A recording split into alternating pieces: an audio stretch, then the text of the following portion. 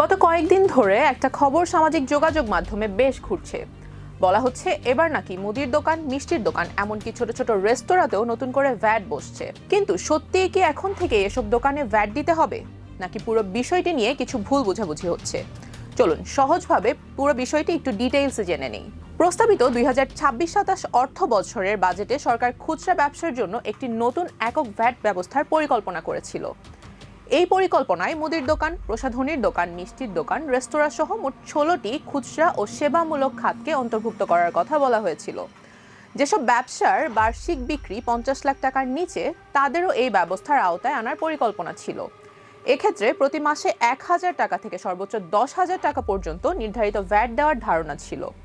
কিন্তু এখানেই এসেছে বড় পরিবর্তন। জাতীয় রাজস্ব বোর্ড বা এনবিআর এখন আপাতত এই ভ্যাট ব্যবস্থা চালু করছে না।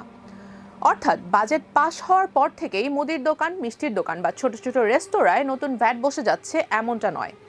সরকার আপাতত এ বিষয়ে বিধিমালা তৈরি করছে না, তবে বিষয়টি আইনে রাখা হবে। এর মানে যে কোনো সময় বিধিমালা করে সরকার এটি চালু করতে পারবে। কেন আপাতত পিছিয়ে গেল সরকার?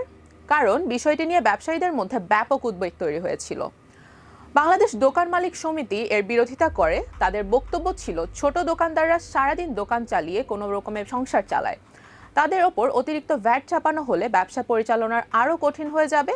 তাদের আরও একটি যুক্তি ছিল, দেশে নিবন্ধিত ভ্যাটদাতার সংখ্যা অনেক হলেও মোট ভ্যাটের প্রায় 98% আসে মাত্র কয়েক হাজার বড় প্রতিষ্ঠান থেকে।